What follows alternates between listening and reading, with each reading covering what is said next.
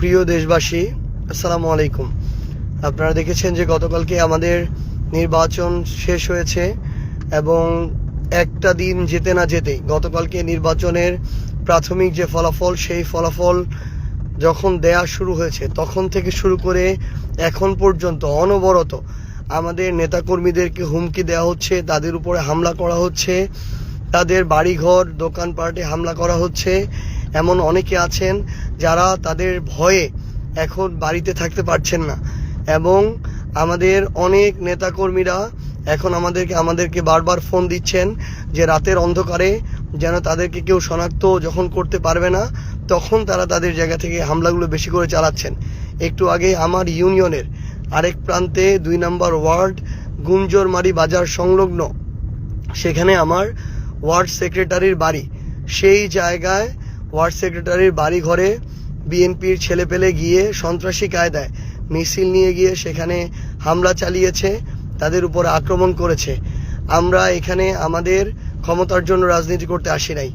আমাদের নেতাকর্মীদের গায়ে স্পর্শ করার আগে সেটা আমাদের শরীরের উপর দিয়ে যাইতে হবে। তাই এখন রাত প্রায় 11টা বাজতে চলেছে। আমি আমার ওই নেতাকর্মীর বাসার দিকে যাচ্ছি। আমরা দেখতে চাই যে বিএনপির নেতাকর্মীরা তারা কত বড় সন্ত্রাসী হইতে পারে, কত হামলা করতে পারে, রক্ত ঝরাইতে পারে, জীবন নিতে পারে। আমরা আমাদের জায়গা থেকে এটা দেখতে চাই।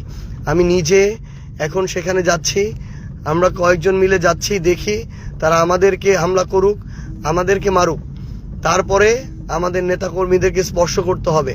তারা মনে করেছে তাদের জায়গা থেকে যে তারা বিজয়ী হয়েছে, এখন তারা আরেকটা স্বৈরাচার কায়েম করবে, নব্য স্বৈরাচার হবে। কিন্তু আমরা আমাদের জায়গা থেকে স্পষ্ট করে একটা কথা বলতে চাই যে এই বাংলাদেশে এটা আমরা আর হইতে দিব না, হওয়ার সুযোগ দেয়া হবে না। প্রয়োজন হলে আমরা কালকে থেকে আবার রাজপথে নামবো।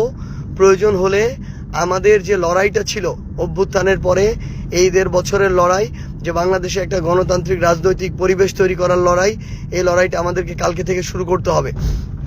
আমরা আমাদের সকল নেতাকর্মীদেরকে আমি আমার জায়গা থেকে স্পষ্ট করে বলতে চাই, 11 দলীয় জোটেরও আপনারা যারা রয়েছেন আপনাদেরকে স্পষ্ট করে বলতে চাই, আমরা আমাদের জায়গা থেকে শুধু আমাদের দলীয় রাজনীতিটা করি, আমরা মানুষের রাজনীতি করি।